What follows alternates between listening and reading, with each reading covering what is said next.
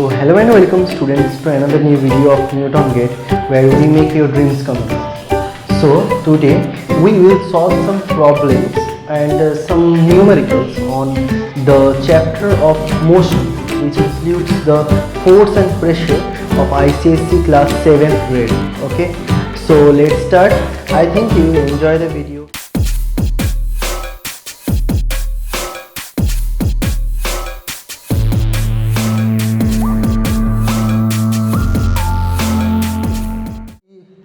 All of us, we must have heard this statement that rest and motion are relative terms, and if a question comes like that, that explain the statement, how will you explain?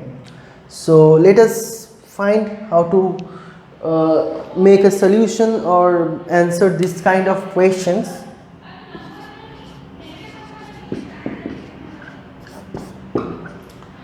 So here I have tried to explain to all of you with the help of a diagram, and here we see that a car is going throughout the road. The car is going, and here is man standing on the side of the road, and here are two trees.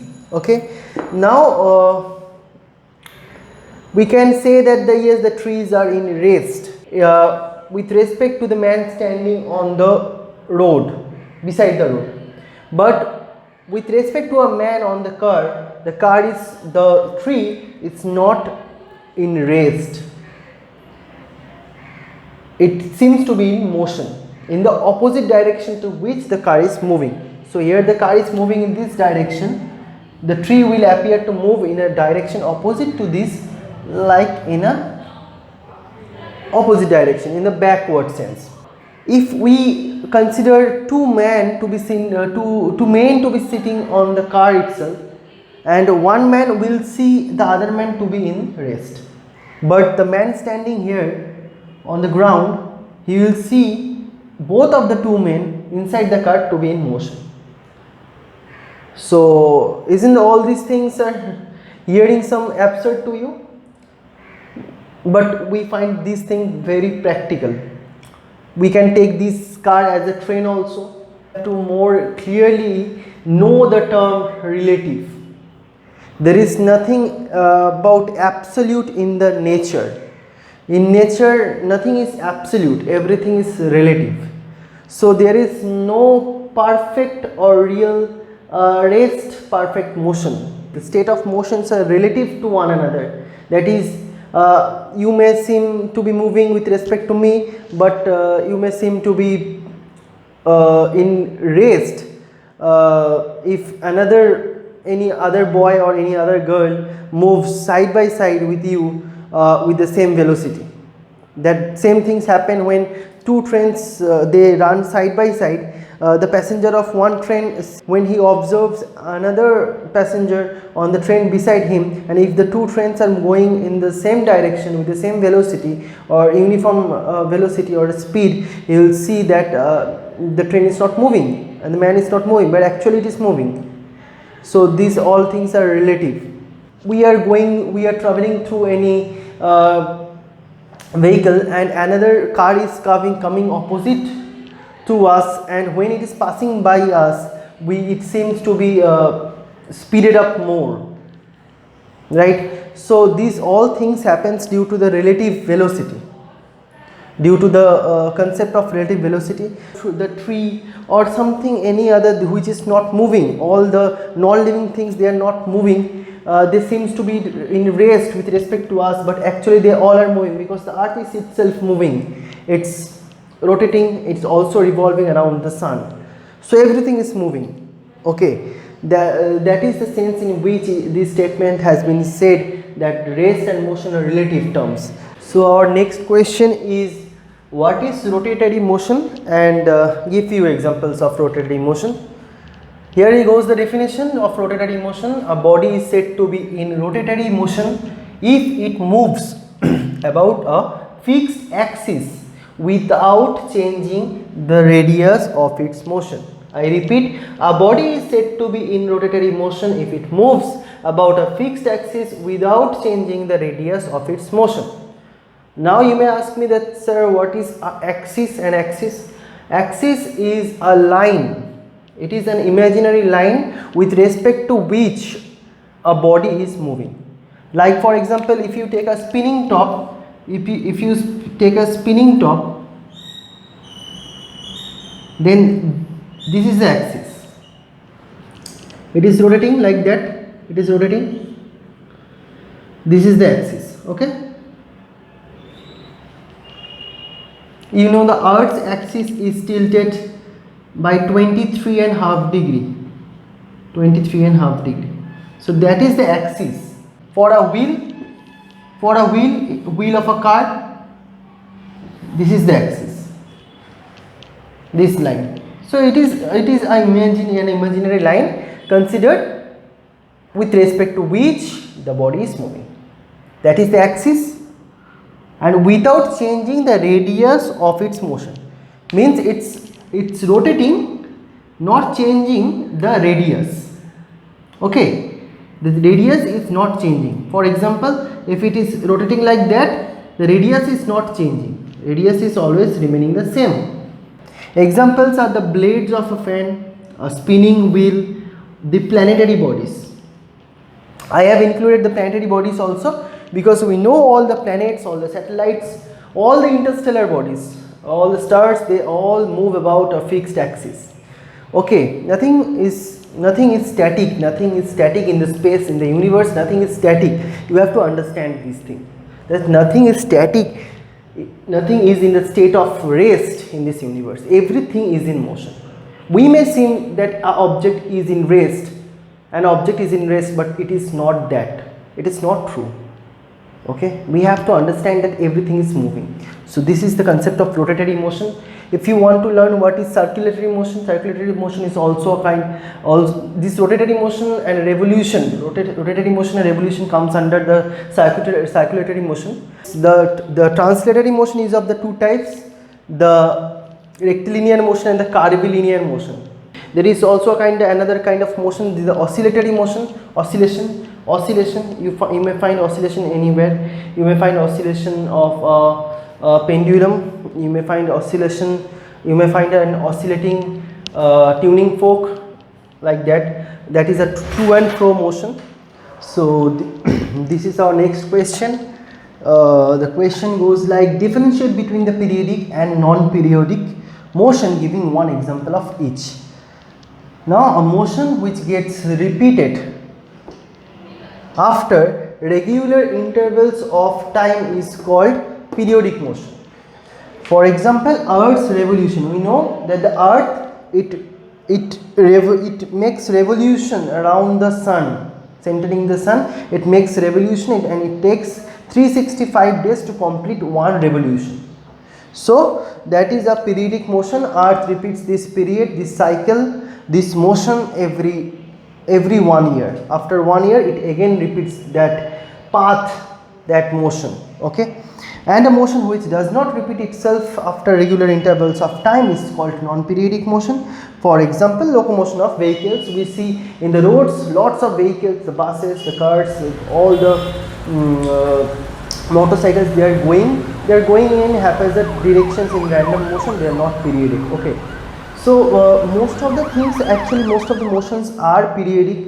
The seasons are periodic. So they also repeat itself after a definite interval of time. So most of the motions are, season is not a motion, but I just gave a example to make you understand about the term periodic more. Rotation or the circular motion of the wheel of a bicycle. This is also periodic motion. It repeats itself, no? It repeats itself. It's repeating the same cycle again and again. Now, so that is the thing. Let's go to the next question. So our question number 3 has been done. You can write this question, answer this question in 2 columns also, as you write the difference between 2 things. As in the left column the periodic motion, and in the right column the non-periodic motion. Okay.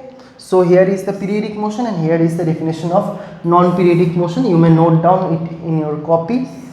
So the 4th question, it goes like that: the weight of a body of mass 6 kg, this is 6.0, so 6 kg is the same thing, 6 kg on the moon on the moon is 10 newtons. We know that. I am first telling you, okay, let's first read the question. Moon is 10 Newton. If a boy of mass 30 kg goes from Earth to the moon surface, what will be his mass and what will be its weight? Mass and weight. We have to find out these two physical quantities. Now, the weight of a body of mass is given 6 kg, but his weight is 10 newtons. Okay. Another boy of mass 30 kg, his mass is 30 kg and he goes from Earth to moon surface. Earth to moon, what will be his change of mass and weight? Okay, so let us first learn a bit about the force. Okay, force, we know the force is mass into acceleration. From Newton's second law of motion, we know that force is equals to mass into acceleration, or F is equals to m multiplied by a. Okay. Now, weight is also a kind of force. What kind of force? The force with which Earth is attracting any mass towards its center. The force of attraction. Earth is pulling every object towards its center due to the gravitational pull, gravitational acceleration, gravitational power or gravitational force. So weight is the force with which Earth is attracting anybody towards its center. So weight is the same thing, mass into acceleration, but a special kind of acceleration, that would be the acceleration due to gravity, acceleration due to gravity or gravitational acceleration due to gravity or gravitational acceleration. So ultimately weight W becomes mass m multiplied by g. G is the acceleration due to gravity, g, mg. Now let us, so this is the formula. W is equals to mg, the weight of any body. Now let us learn something about the unit of the force. Most of the places of confusion are here. Most of the students have confusion in these topics related to these things. Now the unit of force. What is the unit of force? There are two kinds of units of force, two kinds of units. One is the absolute unit. Another is the gravitational unit.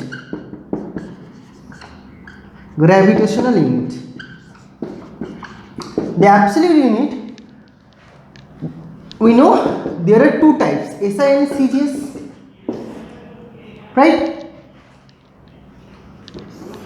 So the SI unit, the SI absolute unit of force is what? Newton. Carefully look into this thing. This is very important. And CGS unit is dyne. But the gravitational unit is kgf, and in CGS the gravitational unit is gf. Okay. Now you can express 1 Newton as, it is the unit of force. So 1 mass, we know F is equals to ma, F is equals to m is 1 kg. The SI unit of force is, SI unit of mass is kg, and ma, acceleration, SI unit of acceleration is 1 meter per second square. So ultimately 1 Newton is same as 1 kg meter second inverse 2, and 1 dyne is equals to 1 gram into multiplied by 1 centimeter per second square. That is, or 1 dyne is equals to 1 gram centimeter per second square, or 1 gram centimeter second inverse 2. So this gram centimeter second inverse 2 is same as 1 dyne, and this 1 Newton is same as kg meter per second square. And there is also a relation between the Newton and the dyne. 1 Newton is equals to 10 to the power 5 dyne. Okay. Now what happens in the gravitational unit? In the gravitational unit, what happens? We write this kg part. This kg part is common and this gram part is also common. But we are not writing the meter per second square or centimeter per second square. Instead of that, we are writing F. This thing is, what is F? Kg force and gram force. In most of the cases, weight is written in these two units. Okay.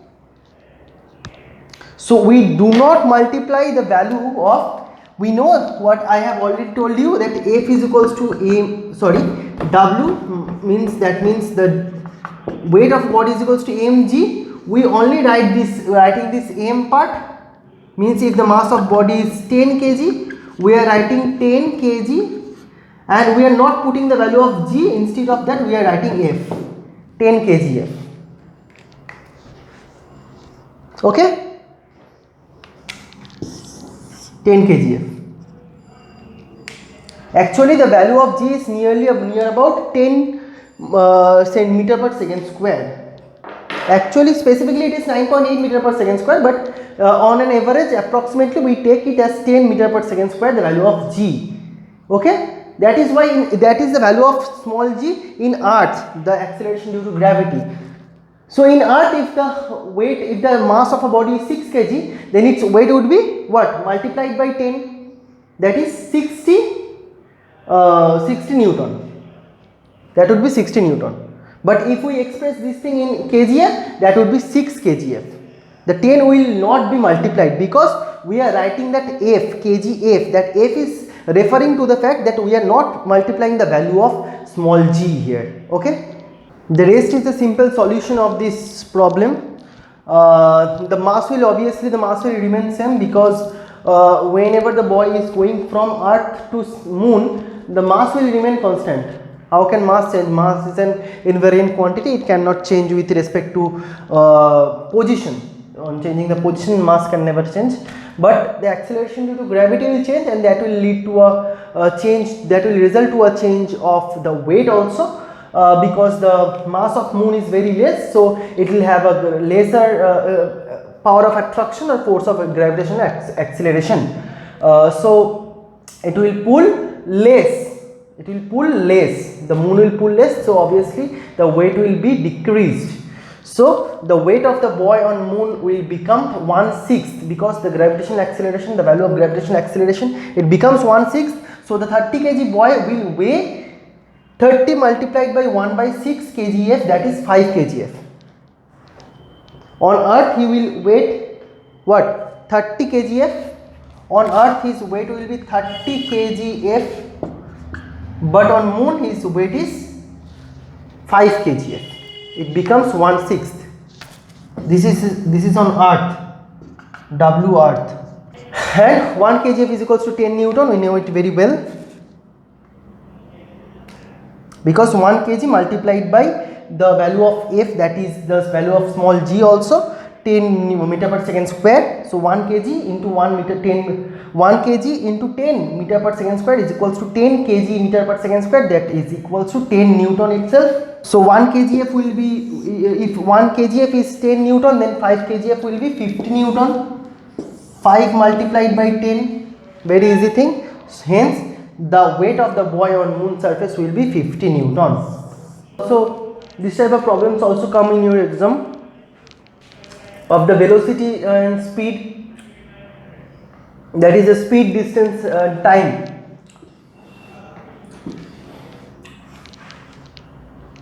Distance given, speed given, we need to take out the time, we need to find the time. The question goes as follows. A train travels a distance of 300 km with an average speed of 60 km per hour. How much time does it take to cover the distance? This is a very simple type of problem. We need to understand this thing first. Okay, this is not an accelerated type of motion. This is a simple uniform motion where the train is going with an uniform velocity, uniform average speed of 60 km per hour. Okay, that is given. The speed is not changing, so it is very easy. We know speed is equals to, the solution will be speed is equals to distance distance covered divided by time taken.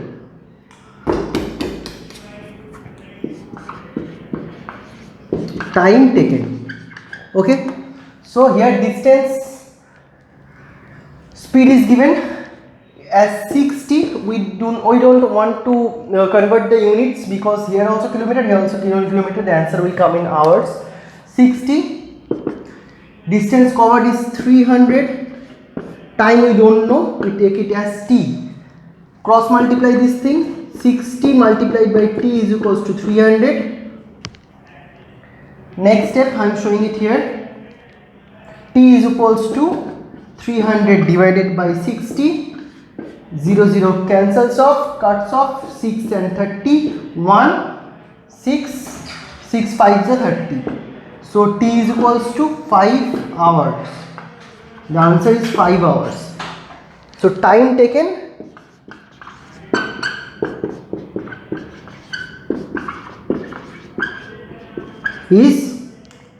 by the train is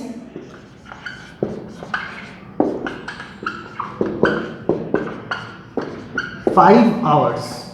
Okay, so that's all for today's video. I think you have enjoyed and learned a lot of things in this video. I have tried to give the questions, the question pattern or the question set like that. It helps you. So if you like the video, please like, share it and subscribe, and don't forget to leave your valuable comments, and please share it with your friends so that your friends also get help. And I will be coming with the next top 5 questions. So that's all for today. Thank you for watching the video. See you in the next video. Okay, tata, bye bye.